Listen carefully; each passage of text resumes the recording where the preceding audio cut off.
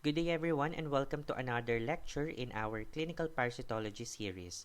So today we'll be covering units 7 and 8, focusing on two most important protozoan phyla, Phylum Ciliophora and Phylum Apicomplexa. So these groups include parasites that are highly significant in medical parasitology, both diagnostically and clinically. So by the end of this session, you should be able to identify and describe key characteristics of such protozoans.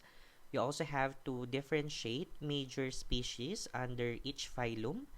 You have to understand as well the morphology, life cycle, how they are transmitted to humans, and their pathogenicity. So here is a simple diagram of the hierarchy of the protozoans. No? So they fall under the subkingdom Protozoa, and there are three phyla under this subkingdom. So we have your Phylum Sarcomastigophora, Phylum Ciliophora, and Phylum Apicomplexa. In this video, we'll be discussing the Ciliophora and Apicomplexans. So just a refresher, protozoans are unicellular eukaryotic organisms. So they may be free-living or parasitic and are often classified based on their locomotive structures, no? Such as pseudopodia for amoeba, flagella for flagellates, and cilia for ciliates. So except for phylum Apicomplexa, these are non-motile organisms. So instead of having a locomotive organs, they usually invade blood cells. No? So we'll be discussing them later on. Alright class, let's begin with the phylum Ciliophora. So these are the protozoans that move using cilia. So just like we have discussed in the previous topics, cilia are tiny hair-like projections that help the parasite to swim or move and also to feed. Under phylum Ciliophora, we have Balantidium coli. So this is the only ciliate known to parasitize humans.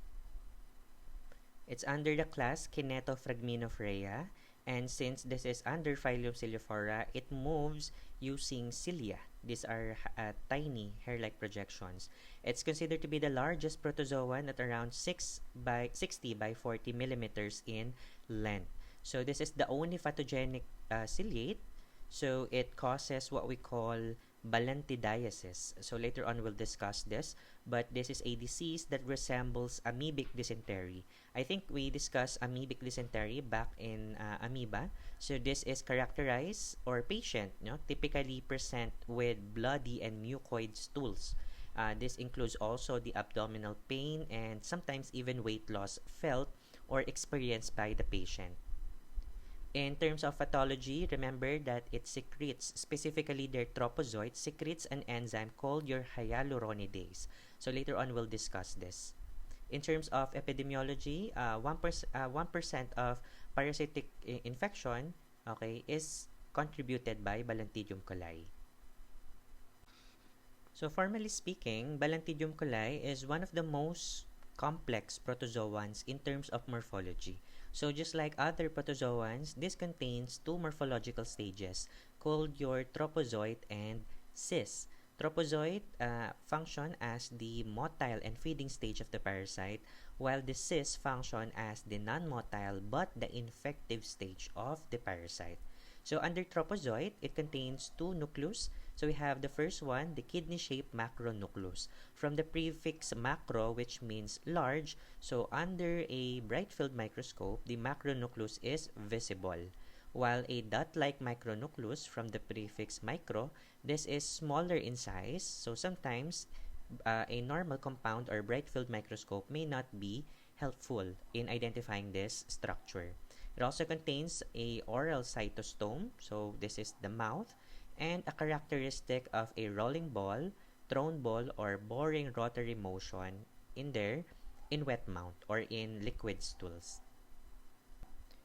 In terms of the function, the macronucleus is used for daily metabolic activities, while the micronucleus is for reproduction. So think of the macronucleus as the CEO, no? So it runs daily operations, while the micronucleus handles the long-term planning. So this is for reproduction and genetic continuity. Also, remember that tropozoite contains cilia all over the entire or on the entire surface of the tropozoite. So this is used for motility. So I forgot to add this on the PowerPoint. So kindly take note. So for the cyst, this has a refractive double wall enclosing cilia. So this form is smaller and more spherical compared to tropozoite, and it serves as the infective stage of the parasite. So here is a side-by-side comparison of the two morphological stages of Balantidium coli.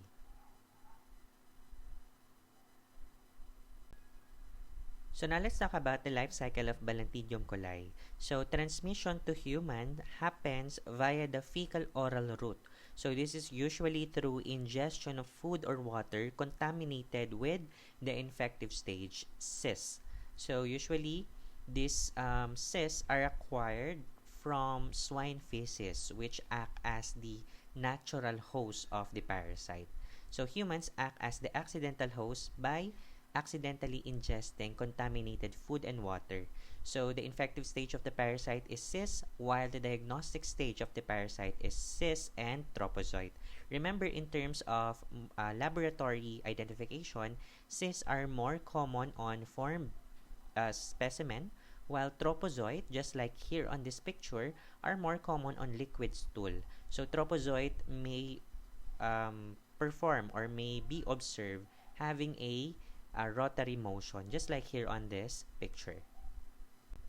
So just like we have discussed a while ago, human infection of Balantidium coli results from the accidental ingestion of food and water contaminated with the infective stage cyst. So the cyst, upon ingestion, will exist in the small intestine and becomes or develop as tropozoites. So from the small intestine, the tropozoite will then travel to your large intestine to cause pathological changes, no? Such as changes in the colonic wall and mucosa of the large intestine. Also in the large intestine, where tropozoite will asexually reproduce, no, through asymmetric binary fission. So we discussed this a while ago or in the previous topics. Binary fission is the division of a certain identical copy of a parasite. So although there are cases wherein, according to Belisario, our reference textbook, sexual reproduction may also happen through conjugal or conjugation. So cysts are formed primarily as protection for survival outside the host. So tropozoite becomes cysts or produce cysts, no, either way, when they are about to be released via the stool. So the parasite encysts during intestinal transport or after evacuation of semiform stool. So cysts are the infective stage, and they may remain viable for several weeks outside the body. So here is a good example of Balantidium coli tropozoite having a rolling ball, thrown ball, or boring rotary motion. So remember, this kind of motility may only be visible via liquid stools, no? So remember, just like we have discussed, liquid stools in the laboratory should be processed within 20 to 30 minutes. After 30 minutes, the characteristic motility of this certain parasite will then diminish, so causing you to misdiagnose a certain parasite. So the pathology behind Balantidium coli is known as balantidiasis. So this is characterized by abdominal discomfort with bloody and mucoid diarrhea, or collectively known as dysentery. So remember, Balantidium coli tropozoites are capable of attacking the intestinal epithelium of your large and small intestine. So this attack, okay, or phenomena creates a characteristic ulcer with wide mouth and rounded base. So the ulceration caused by tropozoite is due to the production of a lytic enzyme called hyaluronidase. So from the word lytic, it means it lyses the surrounding tissue. So remember, balantidiasis may be influenced by several factors. So that includes your nutritional status of the patient or host, intestinal bacterial flora, the lack of production of hydrochloric acid in the stomach, alcoholism, and the presence of chronic disease. So remember, all this condition may increase the severity of the signs and symptoms of balantidiasis. Balantidiasis has three forms. So remember these three. The first one is asymptomatic. So asymptomatic form involves asymptomatic carriers. So carriers are those who do not present with diarrhea or dysentery but may serve as parasite reservoir that may be spread from the community. So they do not feel any kind of signs and symptoms, but their feces may be or may increase the infection of the community. Okay? Next is fulminant balantidiasis. So this is also known as balantidial dysentery. So in this stage, it involves diarrhea with bloody and mucoid stools. So this is sometimes maybe misdiagnosed with amoebic dysentery, no, that is caused by amoeba. So this is accompanied by 6 to 15 episodes of diarrhea per day and accompanied by abdominal pain, nausea, and vomiting. Remember, fulminant balantidiasis is often associated with immunocompromised and malnourished states. And lastly, we have the chronic stage or the third form of balantidiasis. So this is characterized by diarrhea and with alternating constipation.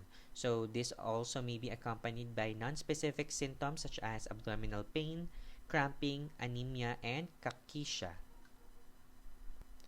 Under the chronic stage, there are also possibilities of having an extraintestinal infection. So this particular trophozoite may travel from your appendix or to your appendix, liver, genitourinary tract, pleura of your lungs, and so on.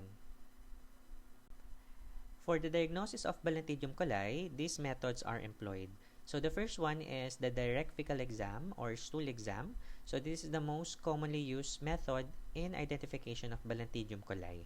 So remember, trophozoites are more common in liquid or diarrheic stool, while cysts are more common on formed and semi-formed stools.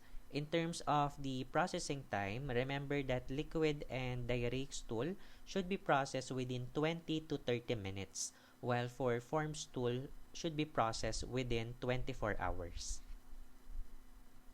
Another technique that we can employ are concentration techniques. So this includes sedimentation and flotation techniques. So concentration techniques are employed in parasitology in cases of low intensity infection.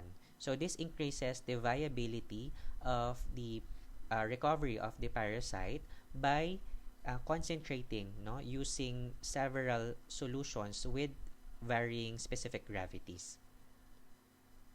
Next is through biopsy with sigmoidoscopy. So this is done by physician to directly extract fluid in the large and small intestine. And lastly, we have bronchoalveolar washings. So this is through suction, okay, in cases of pulmonary infection. In terms of the treatment, tetracycline or metronidazole is employed. While for the prevention, proper sanitation, safe water supply, good personal hygiene, and protection of food from contamination is employed to prevent the spread of the infection. So now let's move on to the phylum Apicomplexa. So this group of protozoans do not move using flagella or cilia. Instead, they are intracellular parasites, which means that they invade cells of their host. So under phylum Apicomplexa, we'll be specifically discussing the species involved under the class Sporozoa. So here are all the parasites under the class Sporozoa. So take note of Plasmodium, Babesia, Cryptosporidium, Cyclospora, Cytoisospora, and Toxoplasma. So some quick facts about apicomplexans. Again, number one, they are obligate intracellular parasite. So that means they require specific blood cells to invade and to multiply. Number two, they also undergo complex life cycles that involves both asexual and sexual reproduction. So most of them often require two hosts in their life cycle. And lastly, they have no visible locomotory organelle in their adult stage. So remember, most of the apicomplexans have a structure called the apical complex. So apical complex came from the word apex, which means top, and complexus, which means infolds. So these are structures at the anterior portion of the parasite that helps the parasite to penetrate host cells. So again, apicomplexans have no exact means of motility. That's why they require cells for their survival. So here are all the parasites that we'll be discussing for today. So for Babesia and Plasmodium species, these are blood and tissue protozoans. While for the 3C, your Cryptosporidium, Cyclospora, and Cytoisospora are all intestinal parasite. While for Toxoplasma gondii, this is a tissue protozoan.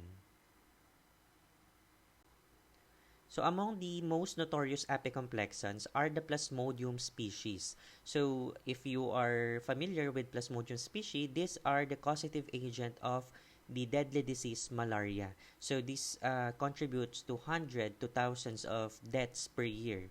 So there are 5 species that infects humans. So that includes your Plasmodium vivax, Plasmodium ovale, Plasmodium malariae, Plasmodium falciparum, and Plasmodium knowlesi.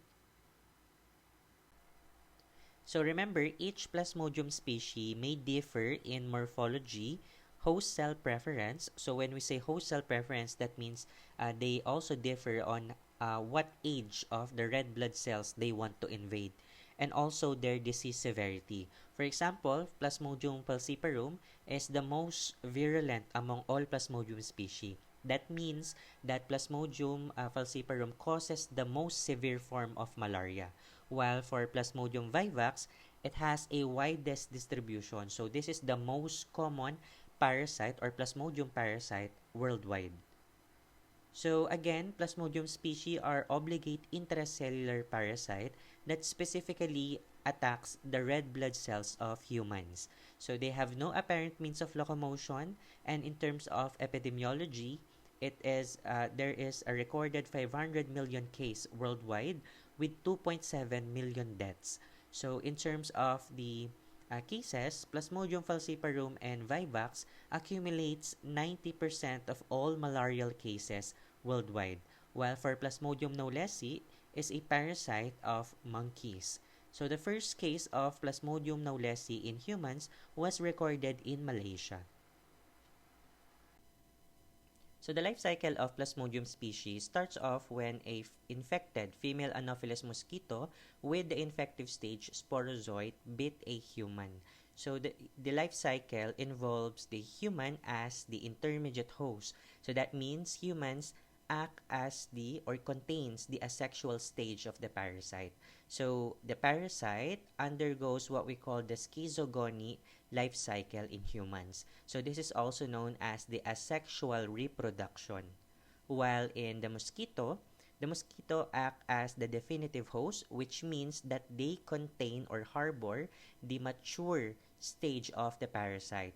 This is also known as sporogony, wherein the sexual reproduction happens. So the risk factors for Plasmodium species is number 1, traveling to endemic areas. So here in the Philippines, endemic areas, parts of Palawan or even in Mindanao. So people who traveled from Palawan are deferred to giving blood or donating blood for 3 months. So that is already the updated deferred time according to CDC. It was previously 1 year. But for those individuals who are residing in Palawan and decided to give blood, they are deferred for 3 years. Please don't forget about that.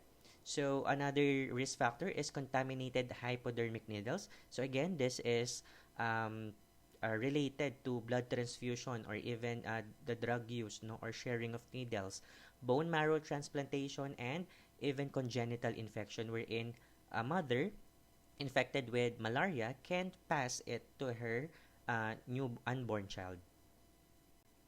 So I forgot to mention that in the life cycle of Plasmodium, regardless of any Plasmodium species, they all undergo similar life cycle. It always starts when a infected female mosquito bites a human, releasing the infective stage sporozoites.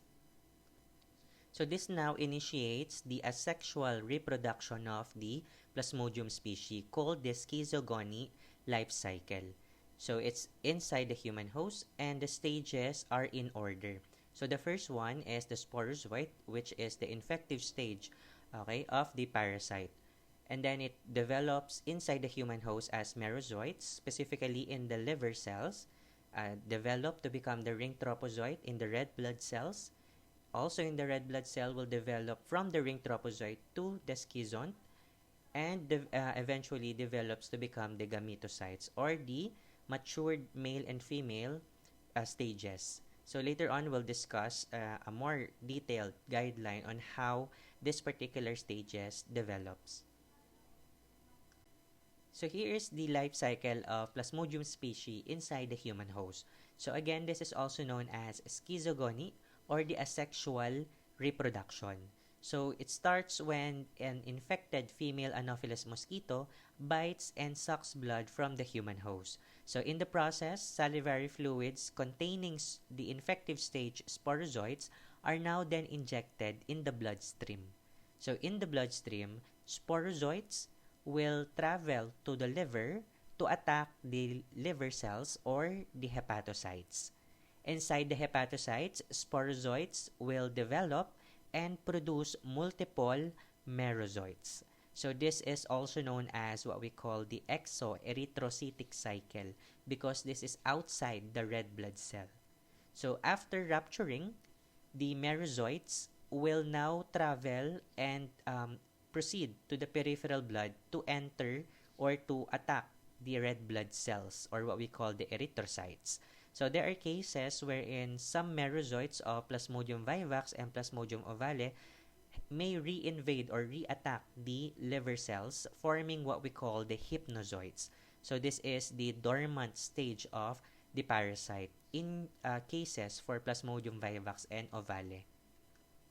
So remember, these dormant erythrocytic forms may remain quiet for years, no? In cases of vivax and ovale. So now let's go back to the merozoite attacking the red blood cells. So once inside the red blood cells, the merozoite grows, okay, into multiple developing tropozoite. So it always starts with a ring tropozoite and initiate what we call the erythrocytic cycle since these are now inside the red blood cell. So to continue, the ring tropozoite will develop and produce multiple schizoint inside the red blood cell. So just like here on this picture, the schizoint is the stage where it contains multiple merozoites. So upon red blood cell rupture, this merozoite will now then be released in the bloodstream and attack other red blood cells.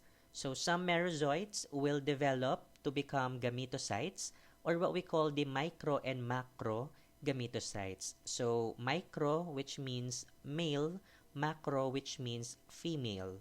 So this particular stage, your gametocytes, are the infective stage to the mosquito. So once the mosquito injected or taken a blood meal to an infected individual, they will now acquire the gametocytes and the sporogony life cycle initiates.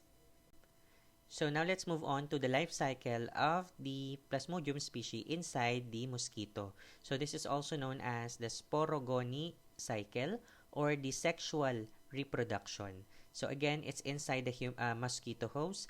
And remember these stages in order. So the first one is the gametocytes, which are acquired by the mosquito in an infected individual. So these gametocytes will then develop to become the micro and macro gametocyte. It will then produce zygote, the ookinet, the oocyst, and the sporozoites, which are then transferred to humans once they are bit by an infected mosquito, and the cycle continues. So just like we have discussed a while ago, some merozoites in the human blood develop to become the micro and macro gametocytes. So these gametocytes are then picked up by the female mosquito for the completion of the life cycle. So this is also known as the sporogony or the sexual reproduction.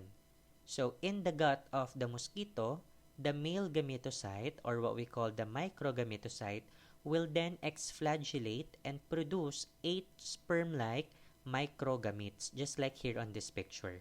So these micro or sperm-like microgametes will then try to fertilize the macro or the female gametocyte to produce the zygote. So the zygote is the successful product of the penetration of micro to the macro gametocyte. So the zygote will then develop and becomes the motile ookinet inside the mosquito's gut. So technically, ookinet is just a motile zygote. So once the ookinet reach and penetrate the mosquito's gut, it will now develop to become an oocyst.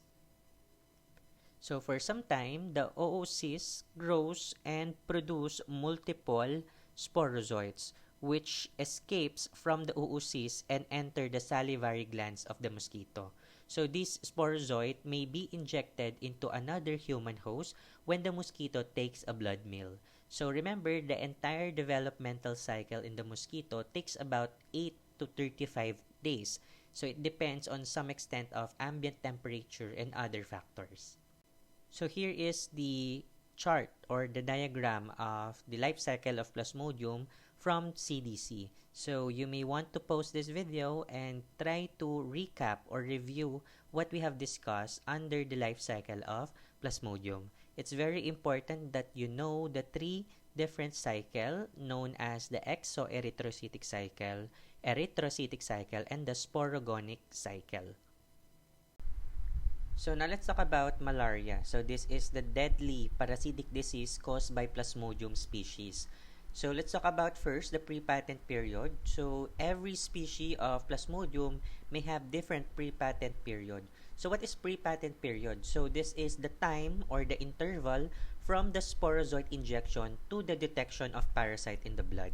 So for Plasmodium falciparum, this is 11 to 14 days.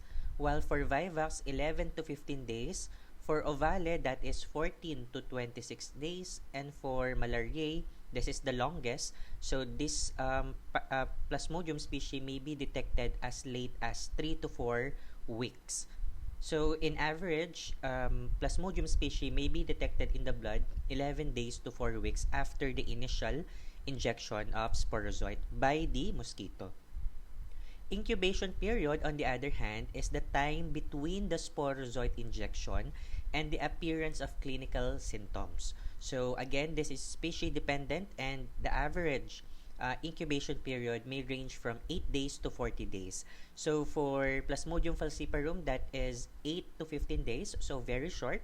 While for Vivax, that is 12 to 20 days. For Ovale, 11 to 16 days. While for Malariae, this is the longest at 18 to 40 days.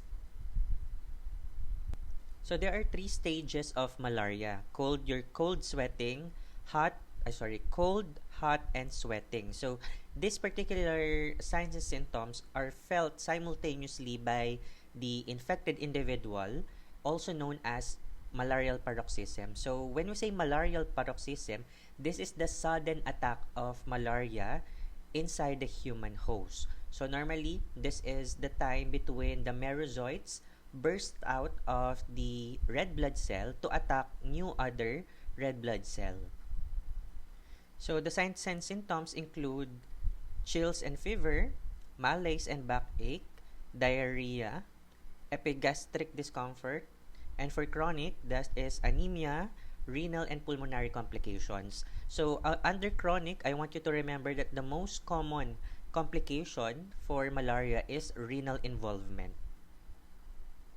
So for the cold symptom or stage, this is characterized by the inappropriate feeling of coldness and apprehension. So this may last for 15 to 60 minutes, and this is associated with fever with shivers, teeth chattering, and vomiting. While for the hot or what we call the flush stage, FLUSH, this is characterized by a fever that reach 41 degrees Celsius or even more. So this is quite longer because it lasts for 2 to 6 hours, and The signs and symptom associated with the hot stage is feeling of hotness, headache, palpitations, and so on.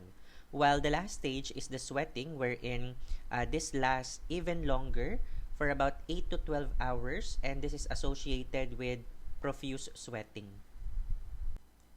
So here's a good chart to remember the clinical characteristics of Plasmodium species. So in this table, the most important one here is the symptom periodicity. So this is also known as paroxysm. So just like we have discussed, paroxysm is the sudden attack of Plasmodium species in the blood. So this is the time period wherein the merozoites burst out of the red blood cell to attack other red blood cell. So in turn, or in result, the patient experiences high fever, cold, and sweating. Of course, there are other signs and symptoms that we discussed a while ago that is also felt by the infected individual. For Plasmodium vivax and ovale, both have similar paroxysm at every 48 hours. So that means every 48 hours, the patient becomes sick and experiences this kind of symptoms that we mentioned. While for malariae, this is the longest at every 72 hours. While for Plasmodium falciparum, this is 36 to 48 hours. So there are references that uses 36 hours as the paroxysm. So this is also correct. Okay? So for Plasmodium knowlesi, on the other hand, this is around 24 to 27 hours. So another thing to remember here is the limitation in terms of the parasitemia. So remember, not all Plasmodium species attack the same red blood cells.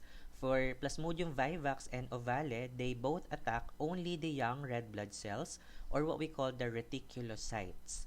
While for malariae, it only attacks the old RBCs, while for Plasmodium falciparum and knowlesi, all stages of red blood cells are attacked. Another thing to remember is the CNS involvement. So Plasmodium falciparum is the most common Plasmodium to cause or to be associated with the infection in the brain. While for nephrotic syndrome, this is for Plasmodium malariae. So this is the most common Plasmodium to be associated with urogenital tract infection. So now let's talk about Plasmodium falciparum. So Plasmodium falciparum is also known as malignant tertian malaria. So this is called malignant because among all the 5 Plasmodium species, this causes the most severe form of malaria. So this is called the tertian malaria as well because the paroxysm is every 36 hours. That's why there are textbooks that uses only 36 hours as their paroxysm. But to include other textbooks such as Belisario, they use 36 to 48 hours. So remember, Plasmodium falciparum invades all ages of red blood cells. So the number of infected cells or red blood cells in malaria caused by falciparum usually exceed 50%. So that's why it's the most malignant one. So schizogony happens in the spleen, liver, and in the bone marrow. So remember, since these are red blood cells are attacked within this area, this results to ischemia. So we discussed this already. When we say ischemia, this is the blockage of or obstruction of this parasite within the vessels of these organs. So this causes tissue hypoxia and so on. No? So this is obstruction. So the pathogenicity behind Plasmodium falciparum is due to the ability of this parasite to cyto-adhere to red blood cells and other endothelial cell. So this is the property of Plasmodium falciparum, especially the infected red blood cell, to adhere to various host cells such as endothelial cell and uninfected red blood cells to prevent it from being sequestered in the spleen. So just nice to know, spleen is the site of red blood cell sequestration. So when we say red blood cell sequestration, this is the site wherein the red blood cells or the infected and the old red blood cells are being sequestered or being dissolved, no, or being destroyed to release special nutrients and other components that can be used again by the body. So remember, this will be discussed in your hematology. Blood cells also have expiration date, so they have lifespan. So that is also very similar to red blood cells that we discussed. So now let's talk about the spectrum of disease for Plasmodium falciparum. Remember, Plasmodium falciparum causes the most deadly form of malaria. So this is in part because all ages of red blood cells are infected during this disease. So the first complication that we'll be discussing is black water fever. So black water fever is a complication of malaria that is a result of the red blood cell lysis. So going back to our discussion in the life cycle of Plasmodium, they attack and invade red blood cells. So within the red blood cell, they develop and multiply to produce merozoites. So the increased number of merozoite is too intense for the red blood cell to handle. That's why it bursts or lies in the process, releasing the merozoite in the blood.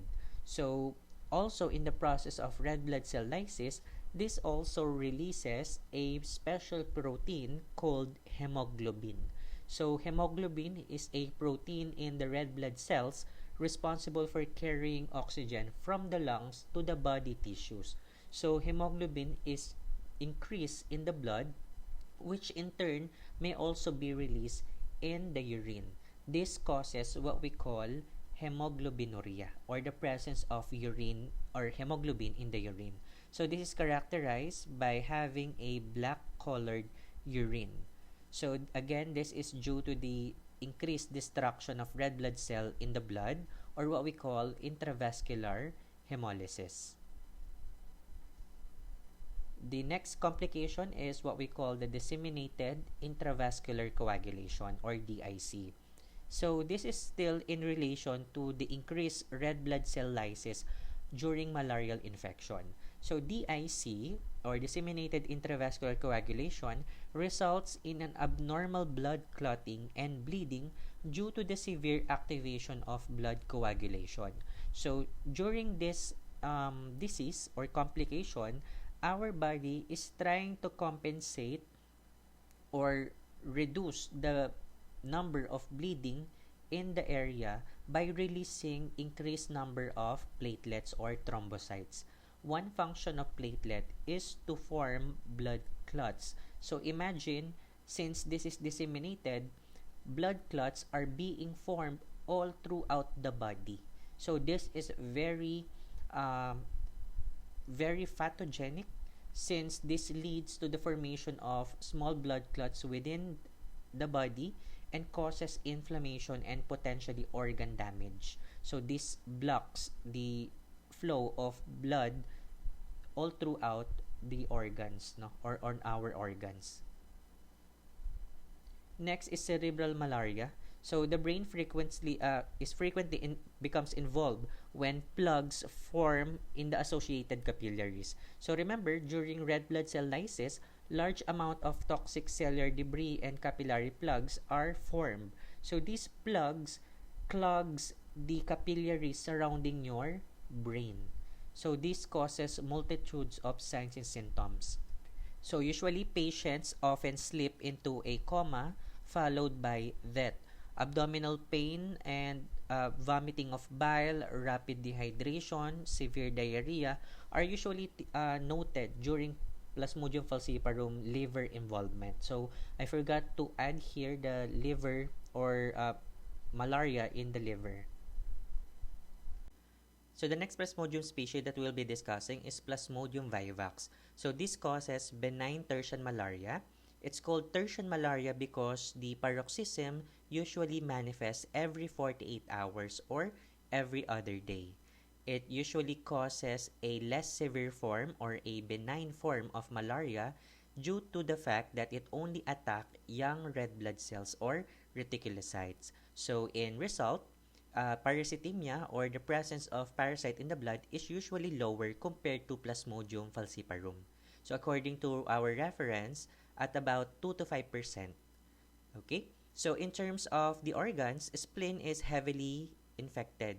So usually splenomegaly is manifested or observed during the first few weeks of infection.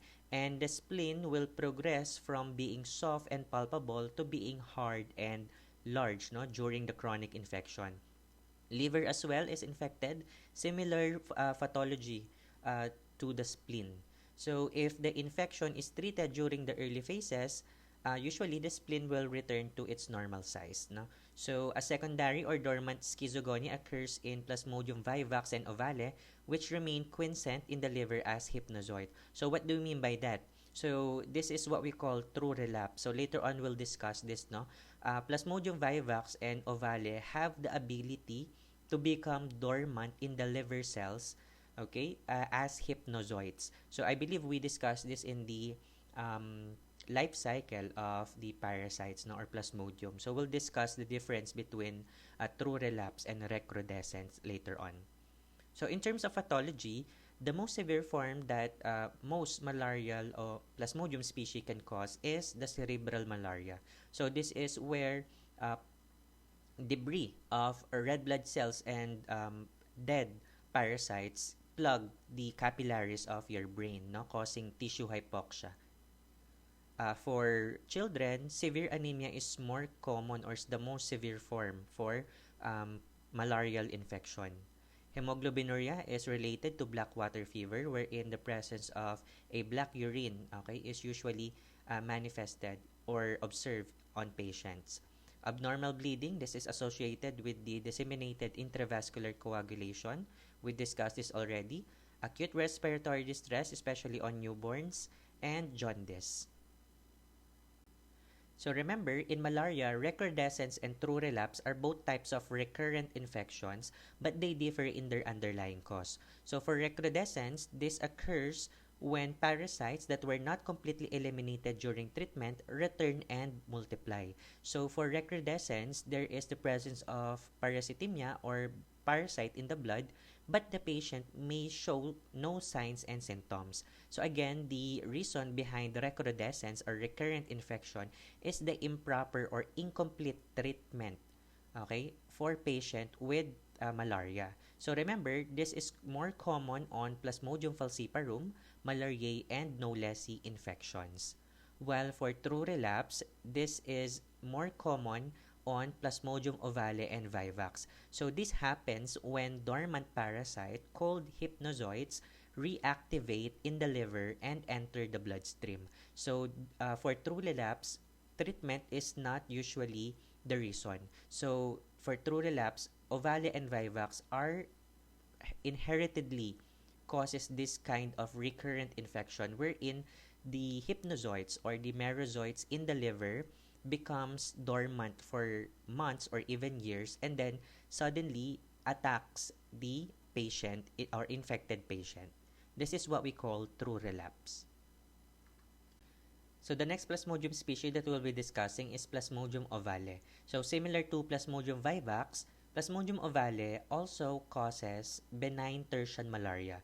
Again, tertian because the paroxysm usually manifests every 48 hours.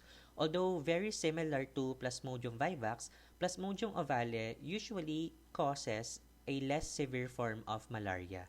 It also tends to relapse less frequently and usually ends with spontaneous recovery. So the recovery for patient infected with Plasmodium ovale is higher compared to Plasmodium vivax.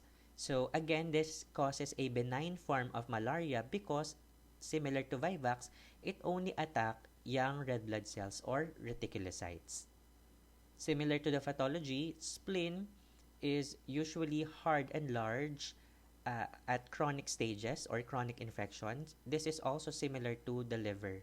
So in terms of pathogenicity, similar to vivax, they causes true relapse wherein after a few months or years with no signs and symptoms, hypnozoites in the liver becomes reactivated and attack the bloodstream, specifically the red blood cells. So this species is limited to tropical areas of Africa, Middle East, Papua New Guinea, and Irian Jaya in Indonesia. So again, in terms of pathology, this is less severe than Plasmodium vivax and recovery is highly possible. So next is Plasmodium malariae. So this causes quartan malaria. So that means the paroxysms manifest every 72 hours. So compared to the rest of Plasmodium species, Plasmodium malariae only attack the old and matured red blood cells. So patient may have a spontaneous recovery after the treatment or may undergo recrudescence. So just like we have discussed a while ago, recrudescence is characterized by persisting low-grade parasitemia. So this is a recurrent infection wherein patient still have the parasite multiplying in their bloodstream but may show no signs and symptoms. So this recurrent infection may persist for more than 50 years for Plasmodium malariae infection. In terms of pathology, Plasmodium malariae is associated with nephrotic syndrome. So proteinuria is common for Plasmodium malariae infection and may be associated with clinical signs of nephrotic syndrome. So with a chronic infection, kidney problems result from deposition within the glomeruli of circulating antigen-antibody complexes. Another pathology associated with Plasmodium malariae is glomerulonephritis. So a membrane proliferative type of glomerulonephritis is the most common lesion seen in quartan malaria or Plasmodium malariae infection. Because chronic glomerular disease associated with Plasmodium malariae infection is usually not reversible, usually with therapy, genetic and environmental factors may play a role in the disease as well. So the last Plasmodium species that we'll be discussing is Plasmodium knowlesi.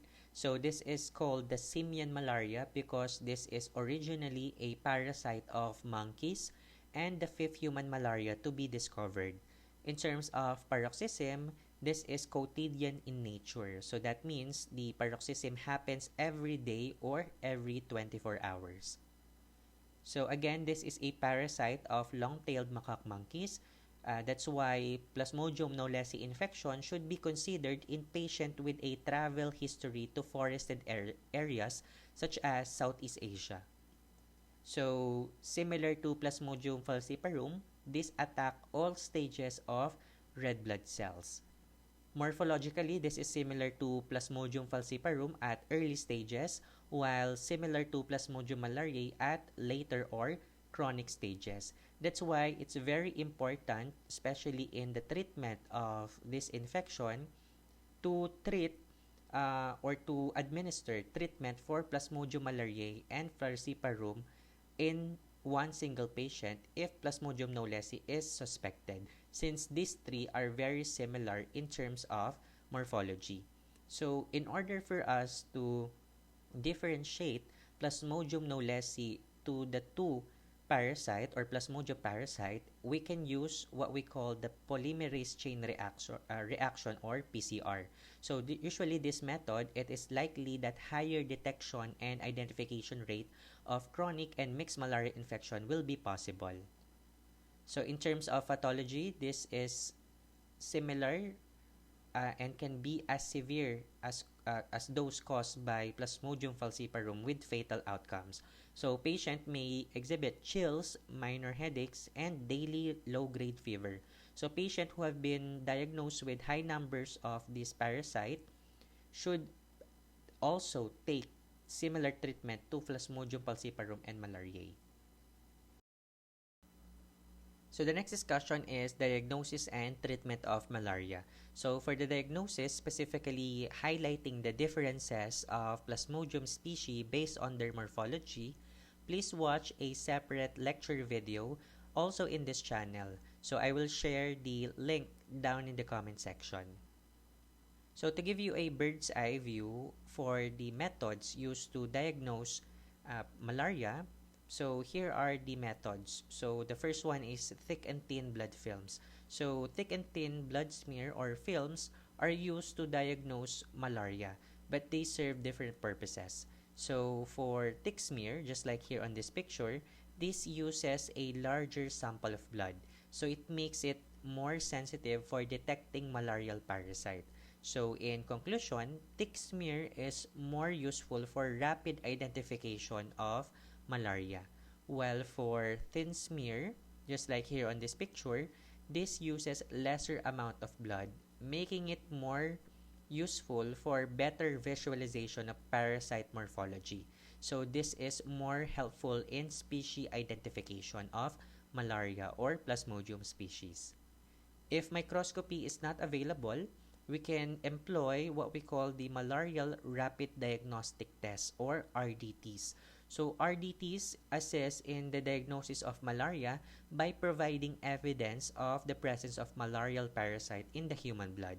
So RDTs are an alternative to diagnosis based on clinical grounds or microscopy, particularly where good quality microscopy services cannot be readily provided. So this includes Parasite F, Optimal Test, ICT Malaria, PF/PV. So again, these RDTs or malarial diagnostic tests are discussed in a separate video.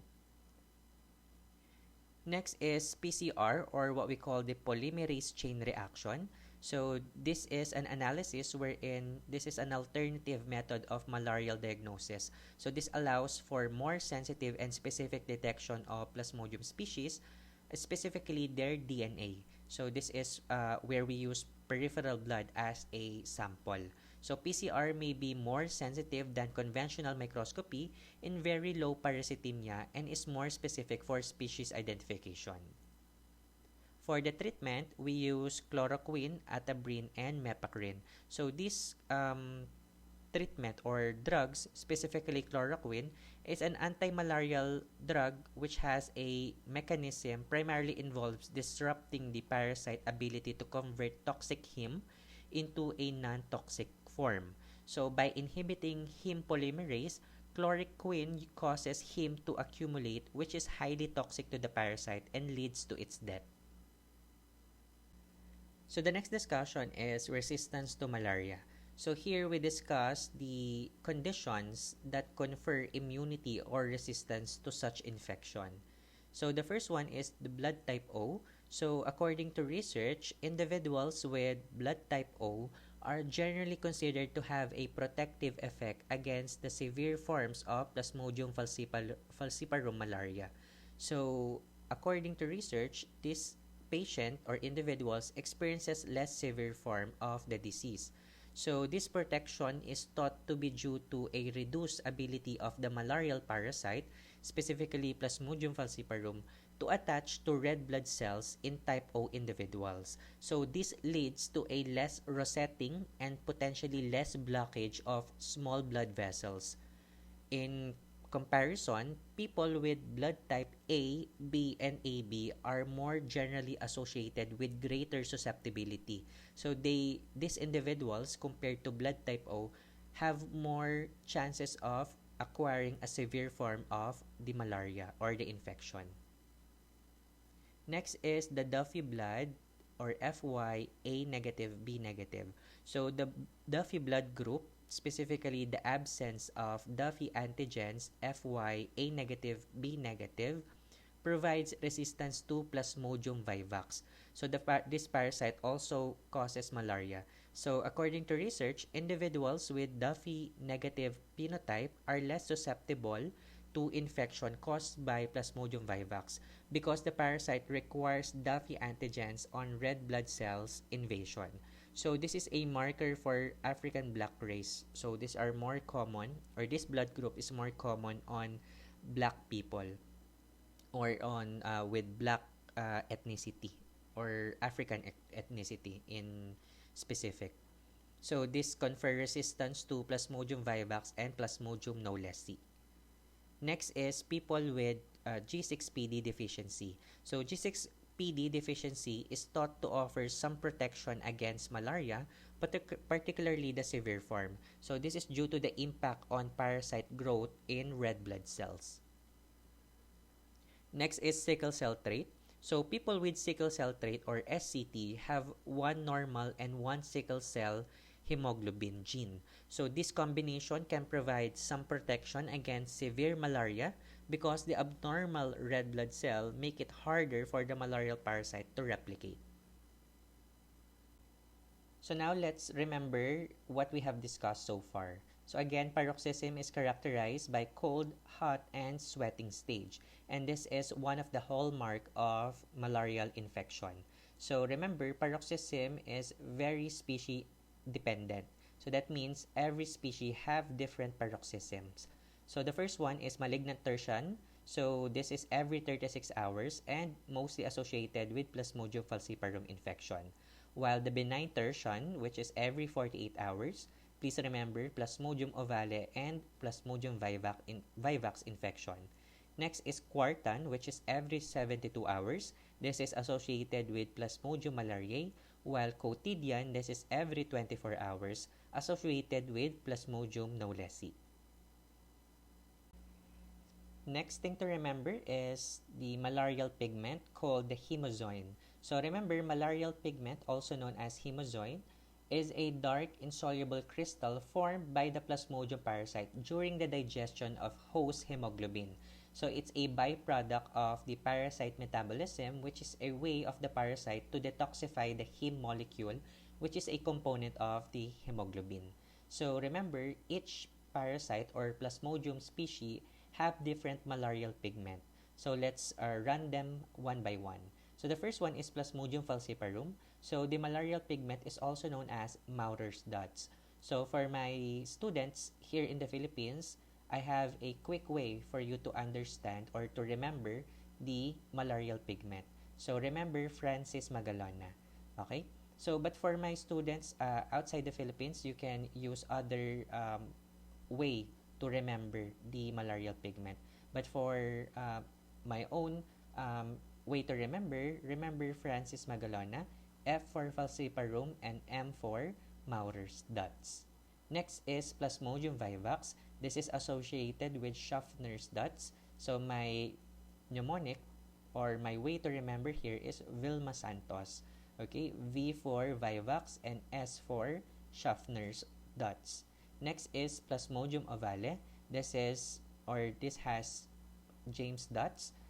My mnemonic here is orange juice. So O for ovale and J for James dots. Next is Plasmodium malariae associated with Zeeman's dots. So my quick way to remember here is Manila Zoo. M for malariae and Z for Zeeman's dots.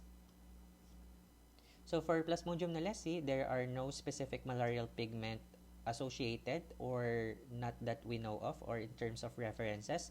But in terms of the early stages of morphology, this mimics Plasmodium falciparum, whereas the later stages mimics Plasmodium malariae.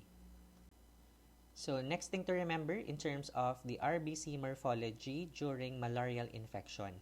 So for Plasmodium falciparum and Plasmodium knowlesi, remember both of the parasite attack all stages of red blood cells. So in terms of the RBC size, RBCs are normal during the infection. While for Plasmodium vivax and Plasmodium ovale, these parasites attack only the young red blood cells or reticulocytes. In terms of the size of the RBC during infection, RBCs are enlarged. Next is Plasmodium malariae. So this only attack old and matured red blood cells. In terms of the size of the RBC, RBCs are normal.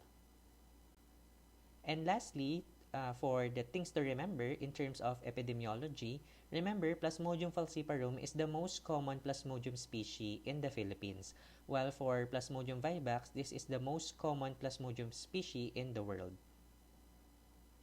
So both of these parasites contributes to 90% of all cases worldwide.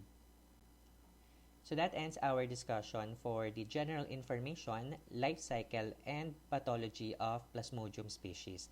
Thank you and good day.